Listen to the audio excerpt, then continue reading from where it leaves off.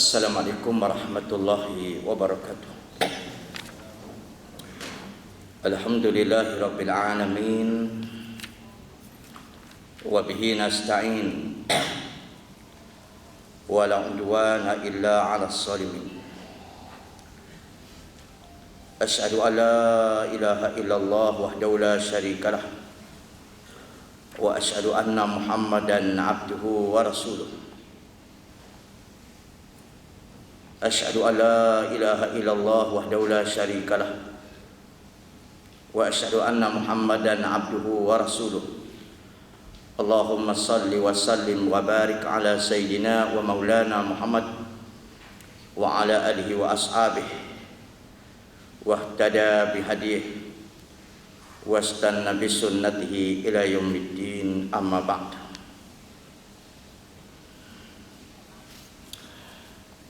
Kaum muslimin dan muslimat yang dihormati dan dikasihi sekalian, baik adapun pada hari ini insya-Allah kita menyambung tafsiran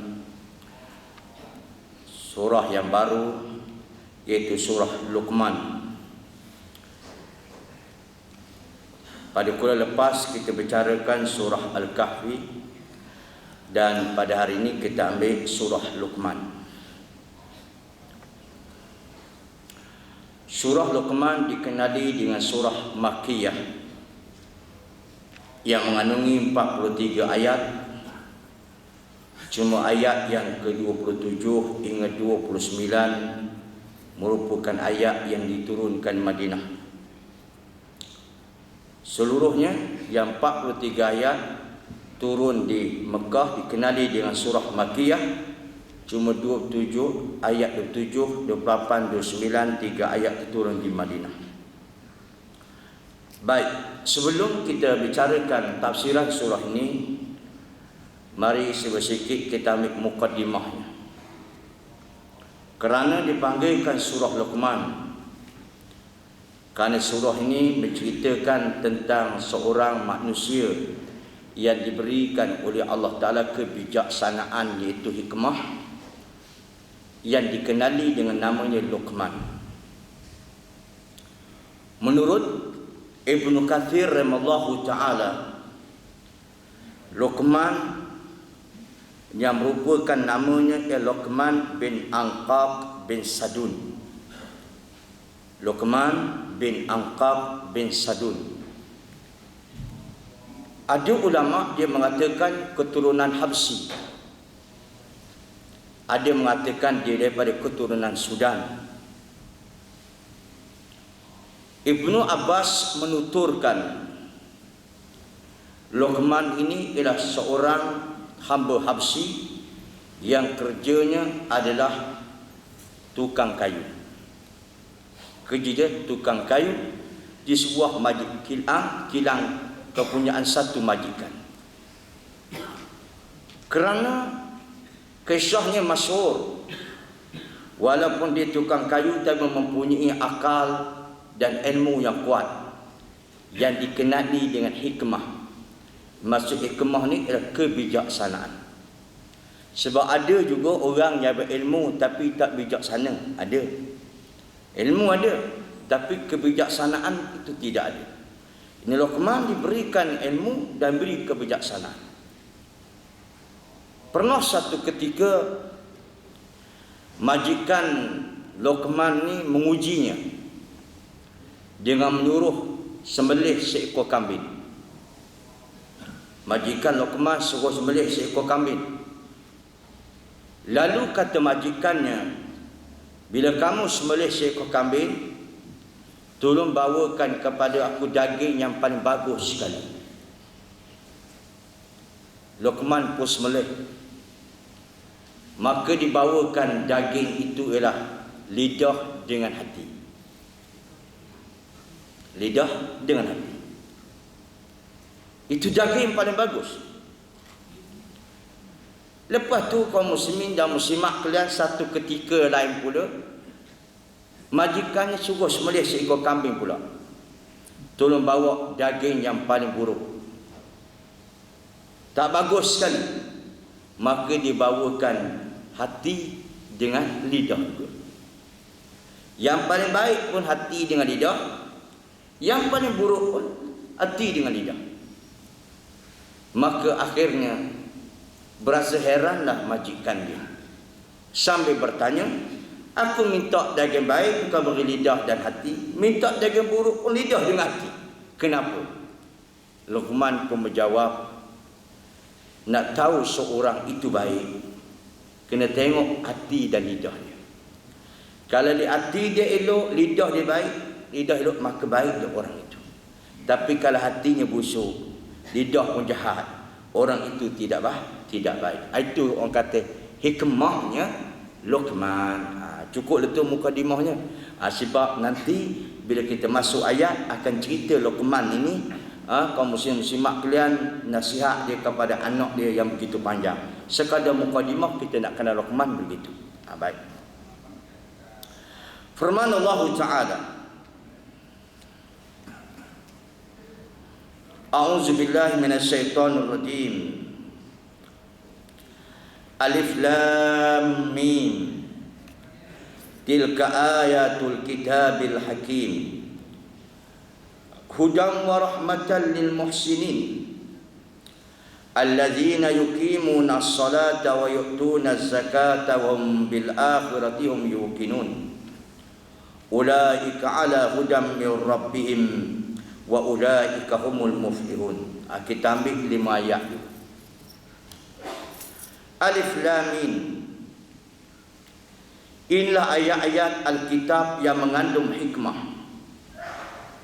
merupakan petunjuk dan rahmat bagi orang-orang yang berbuat baik. Iaitu siapa dia?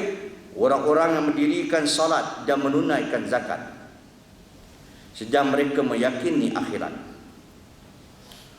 Mereka itulah orang-orang yang berada di atas petunjuk dari Tuhannya, dan mereka itulah orang-orang yang beruntung. Ayat yang pertama, Alif Lam Mim. Seperti biasa di kalangan ahli ulama terdapat persisihan bagi mengartikan, menterjemahkan makna Alif Lam Mim ini. Ada ulama seperti Ibnu Abbas mengatakan Alif Lam Mim, alif maksudnya Allah, lam maksudnya Jibril, min maksudnya Muhammad. Ada di kalangan mereka yang mentafsirkan demikian. Tetapi ada di kalangan ulama yang terus mentafsirkan Alif Lam Mim, Allahu ya'lamu bi muradih, itu Allah Ta'ala saja yang mengetahui akan maksudnya. Sebab apa? Sebabnya di dalam berbicara tentang ayat Quran ni, Allah Ta'ala tidak mentafsirkan dalam ayat-ayat lain apa maksudnya. Dan Rasulullah SAW tidak menguraikan apa maksud Alif Lam Mim ini. Cuma sekadar pendapat di kalangan sahabat. Maka itu sebabnya yang lebih pantas, yang lebih elok kita kata Alif Lam Mim, wallahu a'lam, Allah Ta'ala saja yang mengetahui akan maksudnya. Baik. Tilka ayatul kitabil hakim. Inilah ayat-ayat di dalam kitab, iaitu Al-Quranul Hakim, yang mengandung hikmah. Hudan wa rahmatan lil muhsinin, merupakan petunjuk dan rahmat bagi orang-orang yang baik. Okey. Apabila dilihat ayat yang kedua, tilka ayatul kitabil hakim, itulah kitab Allah, ayat Allah, iaitu Al-Quran, iaitu mempunyai hikmah. Okey. Sebab apa mempunyai hikmah? Sebab dia datang daripada Tuhan yang penuh dengan Al-Hakim, yang bijaksana. Tetapi kerana manusia ni dia berpandai daripada Allah Ta'ala, kerana keegoan dia tak nampak apanya hikmah di dalam Al-Quran. Sebab Allah dah tegas dah, ayatul kitabil hakim, inilah ayat Al-Quran yang mempunyai hikmah. Itu sebab benda hikmah ni, kata Imam Al-Ghazali, benda hikmah, benda nikmat, dia kita tak nampak. Hikmah dia akan nampak kecuali orang akan buat kajian dan dia buat dulu baru tahu hikmah. Nikmat, orang tidak akan merasa nikmat, benda tu nikmat besar, kecuali nikmat lari daripada dia. Baru orang rasa nikmat. Betul-betul. Contohnya kata Imam Al-Ghazali, seorang itu tidak merasakan satu benda nikmat itu satu kesyukuran yang besar, kecuali nikmat itu lari daripada dia. Contoh, nikmat sihat, orang tak berasa nikmat sihat. Itu sebab kata para ulama, menjaga kesihatan ketika mana sihat. Oh, sedap cakap tu. Ibnu Qayyim dalam falsafah ilmu perubatannya, seorang itu yang baik menjaga sihat ketika mana dia sihat. Itu baru kena kaedahnya. Tapi kita ketika sakit baru nak jaga kesihatan. Itu satu kesilapan dalam ilmu perubatan. Kata Ibnu Qayyim. Jadi nikmat ni kaum muslimin tidak dirasai melainkan dia hilang daripada kita. Nikmat sihat hilang, datangnya sakit, barulah rasa nikmat sihat. Betul-betul. Nikmat kenyang, lapar, nikmat kenyang dia tak akan rasa kecuali datangnya lapar. Begitu juga Quran. Hikmah Quran ni tak nampak kecuali dibuat kajian dan diamal, baru kita nampak hikmah. Ini yang masalah dia tak pernah buat lagi, tiba-tiba tak ada hikmah dah. Jadi di sini satu dalil menunjukkan itulah kitab Quran yang penuh dengan hikmah. Saya ambil contoh.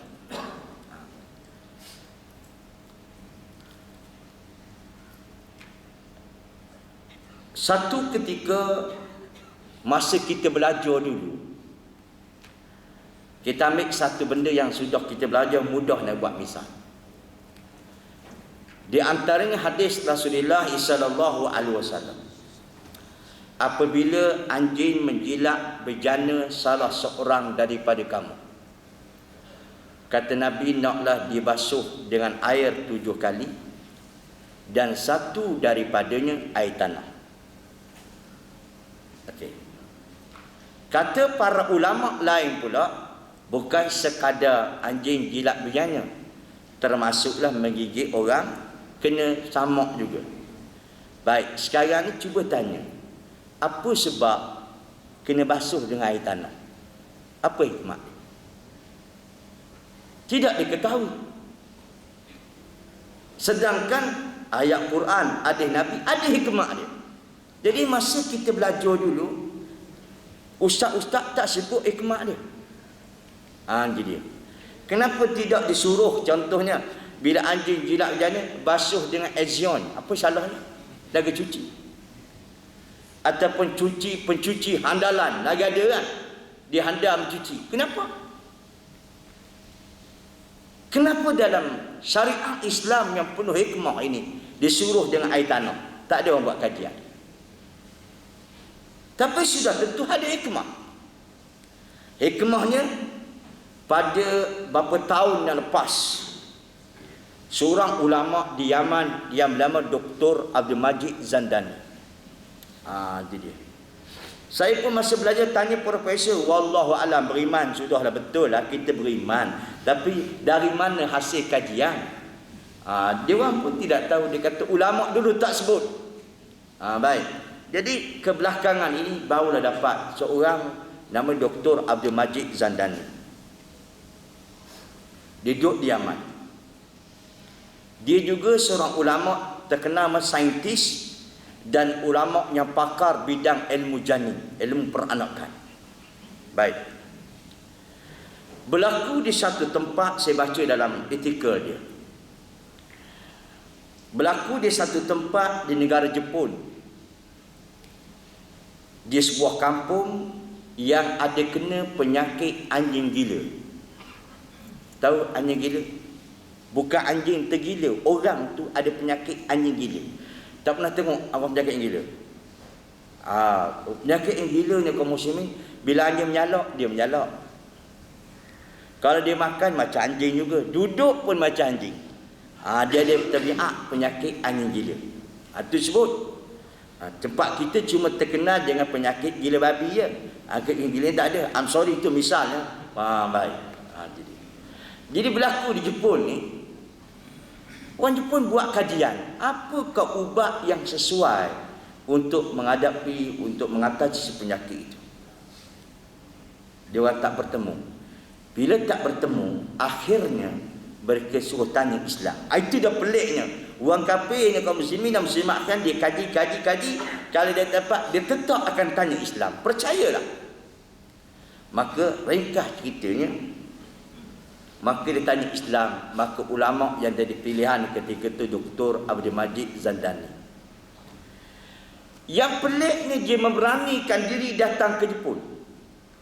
Sedang dia kata dalam dia punya buku dia, aku tak buat kajian pun tentang penyakit anak gila ni. Tapi mereka tanya, aku pergi. Dan aku percaya dan yakin Allah Ta'ala akan bukakan fikiran, minda dan hati aku untuk menjawabnya. Oh hebat kaum muslim-muslimat kalian. Itu dia. Okey, ringkas lagi cerita. Tapi tak ringkas lagi. Bila sampai Jepun tanya, orang Jepun tanya dia. Jadi bila tanya, cuma dia jawab gini. Dalam masalah penyakit anak gila ni, ada dalam agama kami mengajar, apabila anjing jilat bejana, Nabi kami kata suruh samak dengan air tanah 1 kali dan 6 kali air biasa. Itu saja agama kami kata. Lepas tu ulama-ulama cendekiawan dalam agama kami mengatakan bukan sekadar bejana, termasuklah anjing kalau menjilat sesuatu, termasuk orang kena samak juga, kata ulama kami. Tapi dalam kata Nabi kami bejana saja. Itu jawapannya. Lepas tu orang Jepun pun buat kajian tentang tanah. Sebab berpandu kepada syariat Islam kena sama. Rupa-rupanya dapatlah satu pertemuan. Apa dia kaum muslimin dan muslimat kalian? Kalau orang kena anjing jilat bejana, basuhlah dengan sabun. Dia tidak boleh menghilangkan kuman yang lekat di pinggan itu. Periuk itu. Begitu juga kalau anjing menjilat seseorang atau gigit seorang, kuman gilitan anjing itu dia tidak akan hilang. Dia tetap begitu. Sentahlah dengan ezion sekalipun, tak jadi. Rupa-rupanya bila dibasuh dengan tanah, bukan tanah itu mematikan kuman, cuma tanah itu melarutkannya, menanggalkan kuman tersebut.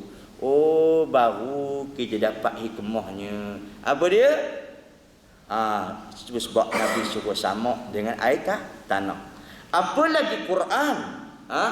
Yang disebut dalam ayat tilka ayatul kitabil hakim, itulah ayat Quran yang penuh dengan hikmahnya. Nak tahu, buat dulu. Baru kita nampak apa hikmahnya. Okey, saya ambil satu lagi. Tengok di dalam Al-Quran ya. Firman Allah Ta'ala, ya ayyuhalladzina amanu kutiba alaikumusiyam kama kutiba alal ladzina min qablikum la'allakum tattaqun. Cuba tengok ambil ayat. Apa hikmah dia? Orang-orang yang beriman, berpuasalah kamu sebagaimana diwajibkan seperti orang dulu berpuasa. Semoga kamu menjadi orang yang bertakwa. Okey, cuba tengok. Natijah hikmah dia. Berpuasa kalian seperti mana orang dulu berpuasa. La'allakum tattaqun. Semoga kamu menjadi orang bertakwa. Tengok, bila mari bulan Ramadan, semua orang pakat puasa lagi. Nampak tak hikmah dia? Nampak bulan Ramadan ni warak belaka. Nampak tak nampak? Surah masjid pakat penuh belaka.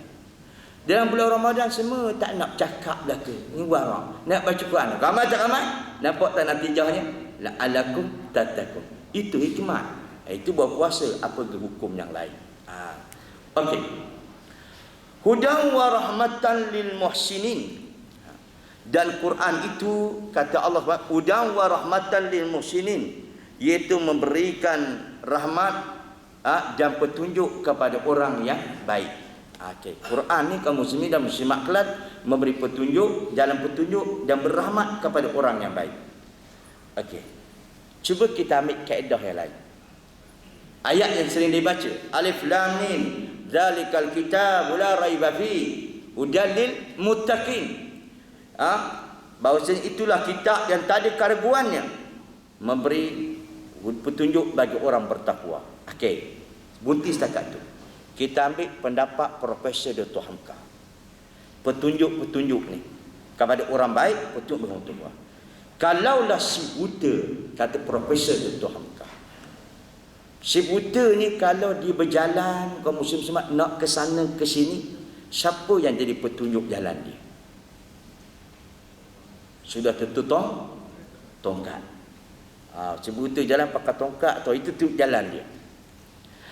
Okey, bila tongkat jadi petunjuk jalan bagi si buta, tongkat si buta tu kata Profesor Dr. Hamka duduk depan ke duduk belakang? Sudah tentu kita nampak tongkat si buta duduk di depan. Tak ada si buta atas dunia ni kaum muslim. Dia berjalan tongkat duduk di belakang, tak ada. Betul tak? Okey, semua petunjuk tongkat si buta sebagai petunjuk jalan duduk di depan. Begitu juga Al-Quran. Dia kata, Quran nak beri petunjuk kepada orang baik, kepada orang yang sedang melawan. Tentulah Quran tu duduk di hadapan, baru boleh beri petunjuk. Sekarang ni Quran duduk depan ke duduk belakang? Mula tak nak jawab, itu tak seronok ni kamu semua. Dia. Quran semua duduk belakang, tetapi ideologi manusia, pemikiran manusia duduk depan, Quran duduk belakang. Macam mana nak dapat petunjuk daripada Quran? Cuba Quran, apa satu-satu hal, Quran duduk di depan, insya-Allah dapatlah petunjuknya. Cantik. Itu ibarat Profesor Dr. Hamka. Baik. Habis. Itu sebabnya Sayyidina Ali pernah berkata, apabila aku kehilangan sesuatu, termasuklah tali untaku, akan ku jumpa dalam Quran. Pelik dah. Dialah kita tak berjumpa, kaum muslimat kan. Sayyidina Ali dia pernah kata, kalau aku kehilangan sesuatu, termasuk tali untaku, aku dapat perjumpaan itu di dalam Al-Quran. Apa maksud dia? Ini falsafah lah kaum muslimin. Memanglah apabila kita kehilangan sesuatu, bila kita hilang satu benda yang berharga, hati berasa sedih tak? Berasa sedih. Dan kesedihan itu aku baca Quran, hilang sedih. Itu maksudnya. Bukan nampak tali semua, tali hilang tetap hilang. Betul-betul. Tapi bila aku baca Quran, hilang kesedihan yang barang ni hilang daripada aku. Baik. Habis ya? Dan seterusnya. Sedikit lagi. Allazina orang yang baik ini dapat petunjuk daripada Allah Taala, dia berrahmat Al-Quran ni kepada orang baik. Orang macam mana? Allazina yuqimunas salah. Mereka-mereka yang mendirikan solat. Tengok kalau kita mengaji bahasa Arab sedikit, di perkataan yuqimunas salah, mereka-mereka yang mendirikan solat, maka dalam bahasa Arab diguna perkataan jamak atau plural. Di sini satu dalil kata para ulama, mereka-mereka yang mendirikan solat. Banyak tak banyak? Bukan orang mendirikan solat, mereka-mereka mendirikan solat, bermaksud orang yang mendirikan solat secara berjemaah. Ini orang yang terbaik. Di situlah Imam Ahmad Ibn Hanbal mengatakan bahawa sembahyang berjemaah ini bukan fardu kifayah, bukan sunat muakkad, tetapi ialah kaum muslim muslimat ialah fardu ain bagi siapa yang mendengar azan. Nak letak mana? Kita ambil ada satu orang buta lagi kaum muslim muslimat di zaman Nabi sallallahu alaihi wasallam. Dia datang jumpa Nabi, ya Rasulullah, aku orang yang buta. Contohnya pada malam hari apabila aku nak datang ke antara rumahku dengan masjid ada satu parit. Orang Pahang kata alo. Alo ni apa dia? Parit lah, sungai kecil. Itu dia. Jadi kadang-kadang susah bagiku nak berjalan. Boleh tak aku solat di rumahku? Yang buta kata. Rasulullah kata boleh. Setelah mana orang buta tadi, sahabat yang buta tadi berjalan berapa langkah, maka Nabi pun berkata, tunggu sebentar, engkau dengar suara azan tak? Dengar suara azan tak? Dengar. alaika. Atas kau kena pergi juga, kata Nabi. Anak kata, itu yang buta. Yang celek ni warna tak nak pergi. Tu sebab nak jadi baik ni kaum muslimin dan muslimat. Tu solat tu baik. Habis ya. Sebab solat ni mempunyai satu perkara yang kesan yang besar. Baik. Itu sebab Salahuddin Al-Ayyubi apabila nak membebaskan Palestin buat kali kedua. Sebab kali pertama dibebaskan oleh Umar bin Khattab di tangan Salibiyah, Kristian. Kali kedua dibebaskan oleh Salahuddin Al-Ayyubi. Tapi tengok ya, masa nak pergi bebas Baitul Maqdis tu, Palestin ni, waktu malam dikumpulkan akan tenteranya. Pada malam itu Salahuddin Al-Ayyubi dia berjalan pada waktu malam, tengok tentera dia. Mana orang semayang, waktu dipilih. Mana orang tak semayang malam, 3 tu dia tinggalkan. Yang semayang malam itulah yang bawa pergi berperang. Dan alhamdulillah kemenangan itu, kebebasan Palestin buat kali kedua. Oh hebat. Kalau kita berada ketika tu, Salahuddin pilih kita kedak dah dahululah kamu. Itu dia. Sebab apa? Sifat orang baik tu. Baik. Wa ya'tuna zakat. Mereka menunaikan zakat. Wa hum bil akhirati yuqinun. Tetapi dengan hari akhirat mereka benar-benar yakin. Baik. Bukan sekadar masuk beriman pada akhirat, maka dengan hari akhirat mereka benar-benar yakin. Maka kata Ibnu Katsir rahimallahu taala, benar-benar yakin ni apabila orang nak buat sesuatu perkara dia ingat ke akhirat. Bila buat akhirat dibuat dalam keadaan betul. Sebab akhirat itulah tempat balasan, bukan tempat amalan. Okey. Al-Imam Nawawi mendatangkan satu kisah dan cerita berkenaan dengan seorang perempuan yang mana kekuatan beriman pada hari akhiratnya atau balasan mengaku tentang kesalahan. Yang perempuan itu bernama daripada Bani Juhainah Al-Ghamadiyah. Ada seorang perempuan daripada Bani Juhainah Al-Ghamadiyah. Ini kabilah orang Arab. Dia datang kepada Nabi SAW dengan keadaan dia mengandung, hamil. Lalu dia berkata, "Ya Rasulullah, hukumlah aku sebagaimana yang diturunkan oleh Allah Ta'ala kepada kamu di dalam Al-Quran. Hukumlah aku dah berzina." Maka kaum muslimin dan muslimat kalian, apa kata, ditunjukkan perut dia, aku dah berzina. Baik. Jadi Nabi senyap, dia tak kata apa. Takut perempuan itu stres dan tension, dia kata dia berzina. Bila Nabi senyap, maka dia ulang balik, hukumlah aku dah berzina. Baik. Akhirnya Rasulullah panggil akan wali perempuan tersebut. Bawalah perempuan ni balik ke rumah dulu. Apabila dia melahirkan anak dan menyusukan anaknya selama 2 tahun, maka bawa berjumpa dengan aku. Lepas dia beranak, dia susu anak dulu selama apa? 2 tahun. Maka tak jatuhkan hukum. Itu Islam ni kaum muslimin, dia adil. Tak jatuh hukum lah tu. Tak jatuh hukum ketika mengandung, kerana anak tak salah. Betul tak betul? Itu sebab bukan salah ibu mengandung, kata orang. Betul tak betul? Tapi yang salah siapa dia? Bukan salah ibu mengandung, tapi salah tangan yang memangkah. Itu betul. Jangan salah orang. Saya cukup salah orang kata orang ni salah, orang ni salah, cukup marah dia. Bukan salah ibu mengandung. Baik, saja dia dah mengantuk, kita nak tarik perhatian sikit. Baik. Lepas tu kaum muslimin dan muslimat kan balik. Islam mempunyai satu perkara keadilan, kemuliaan. Balik melahirkan anak pun tak jatuh hukum, nyusu anak dia, biar anak tu puas selama 2 tahun. Baik.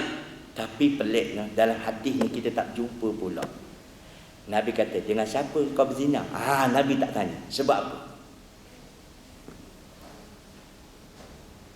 Dia kata, ya Rasulullah, hukumlah aku berzina. Nabi tak tanya, dengan siapa kau berzina? Baik. Nabi tak tanya. Sebab apa Nabi tak tanya? Nanti bulan depan kita akan cerita, bukan sekarang. Sebab nak habis cerita dulu, baru ada dah kaum muslimin semangat. Jadi. Lepas tu kaum muslimin, masa berjalan, bulan berjalan, maka perempuan tu melahirkan anak. Setelah berapa tahun dia menyusukan anak, maka diperintah Nabi datang, maka bawalah berjumpa dengan Nabi. Maka Nabi menjatuhkan hukuman rejam. Nabi menjatuhkan hukuman rejam. Bila jatuh hukuman rejam, perempuan pun mati. Lepas tu akhirnya diuruskan jenazahnya, maka dibawa depan Nabi untuk disolati. Nabi pun nak solat akan perempuan itu. Umar pun berkata, "Ya Rasulullah, nak solat ke perempuan yang berzina ni?" Umar pesan dia, dah kaum muslimin dan muslimat, backing kena pada tempat. Ada juga orang backing dah kena pada tempat, ada juga. Nak solat pun. Ya, kata Nabi, kita solat ke jenazah ni. Kerana dia sudah bertobat, wahai Umar. Dan tobatnya lebih baik daripada 70 orang munafik yang tobat di Madinah ini. Baik. Lepas tu kaum muslimin sembayangkan. Okey, di dalam kitab Tarikh Al-Bukhari disebut perempuan itu dah dimandikan, dia dah ditanamkan. Keesokan harinya, maka waktu subuh ramai orang datang ke Masjid Madinah. Ramai betul. Setelah mana Rasulullah solat, selesai solat subuh, seorang lelaki bangun. Dia kata, "Ya Rasulullah, perempuan Bani Juhainah yang kita rejam semalam, aku mimpi dia masih syurga, wahai Rasulullah." Akhirnya kemudian orang Madinah pakat bangun belakang di masjid itu. "Ya Rasulullah, aku mimpi macam dia mimpi juga. Aku mimpi macam ni, rupa mimpi yang sama." Jadi Rasulullah kata, "Ya, aku mimpi macam dia mimpi juga." Ini sahih lah, sebab Nabi bermimpi, itu jadi hukum. Mimpi kita tak jatuh hukum. Dia bang gitu. Gitu. Jadi sekarang ni Imam Nawawi tarik perhatian. Sebab apa? Sebabnya wahum bil akhiratum yuqinun. Sebab apa? Dia dengan akhirat dia begitu yakin. Apa yakinnya? Kalau sekiranya ialah tidak dijatuhkan hukum di atas dunia, aku menghilangkan diri, melarikan diri, mati tetapkan mati. Mati tetap mati. Bila aku sembunyikan dosaku, mati tetap mati. Nanti dia sakit juga, tapi ke manakah aku besok di akhirat kelak? Sudah tentu neraka. Dikala sekiranya aku menyerahkan diri, dihukumkan aku di atas dunia, aku mati juga, tapi aku selamat di akhirat kelak. Dia faham tak? Aku selamat, tadi tidak selamat. Maka itu sebab masuk ayat wabil akhiratum yuqinun. Dengan akhirat mereka yakin. Akhir sahih kaum muslimat kalian, mati tetap mati, tapi biar mati dalam keadaan aku selamat di akhirat kelak. Itu dia. Maka itu sebab Imam Ibn Qudamah kaum muslimin dan muslimat kalian, apabila dia ditimpakan musibah, ramai orang bila timpa musibah dia berasa tak nak kan. Tapi aku kata, apabila Tuhan timpa musibah kepadaku, aku bersyukur. Pelik Imam Ibn Qudamah ni. Bila Tuhan timpa musibah, dia syukur. Kita agak-agaknya kalau timpa musibah, syukur ke tidak? Pun tak nak jawab juga. Tak apa, biasa. Saya tanya, saya jawab. Tidak ada masalah. Betul-betul. Sebab di sana ada tanya. Tanyalah ustaz. Betul-betul. Ada tunjangan pula, anta tanya, anda jawab. Sekarang tunjangan, ustaz tanya, ustaz jawab. Itu cara biasa. Baik. Sebabnya kata Imam Ibn Qudamah, aku baca syukur. Mana-mana musibah Tuhan beri ini, salah satu pengampunan dosa. Tuhan mencepatkan siksaannya di dunia, kena musibah, besok Tuhan tak kenakan siksaan. Itu bahasa syukur. Baik, apa ya? Ulaika hudam min rabb, ulaika ala hudam min rabbin wa ulaika muflihun. Mereka itulah orang-orang dapat tunjuk daripada Tuhannya. Yang mereka itu orang yang berjaya. Siapa dia? Yang ambil Al-Quran sebagai hikmah dia, menjadikan Quran sebagai petunjuk jalannya, mendirikan solat, menunaikan zakat, dan yakin tentang akhirat. Bila buat satu perkara, diingatkan perkara demikian, maka itulah orang yang berjaya. Okey? Wallahu alam. Cukup sekadar tu. Dan ada dua dukar. Baik. Satu ialah permintaan solat hajat, ya. Mohon adakan solat hajat untuk Haji Zainal Abidin Harun, iaitu ibu saudara kaki tangan petonah yang kini berada di Hospital Pantai disebab demam denggi. Yang kedua, solat hajat, ya, Encik Haji Yahya Romli, bapa kepada kaki tangan GSM sini, GSCM, iaitu Puan Juniza yang Yahya yang kini dalam ICU. Itu minta kita terpasukan. Baik, kita pakap doa. Dan kedua, seperti biasalah kaum muslimin muslimat kelan apa permintaan daripada Baitul Quran sekolah tafiz gitu, Tuansa minta saya elankan, iaitu untuk derma untuk sekolah tu nisbah makanan saja, support makanan. Setiap bulan dia minta saya minta elankan, maka minta sebaik tuan lah, kalau ada kelebihan yang nikmat Tuan berikan, minta bantu mereka ni. Wallahu a'lam. Cukup sekadar ini. Aqulu qawli hadza wa astaghfirullahalazim li wa lakum. Subhanakallahu bihamdik asyhadu an la ilaha illa anta wa astaghfiruka wa atubu ilaik. Assalamualaikum.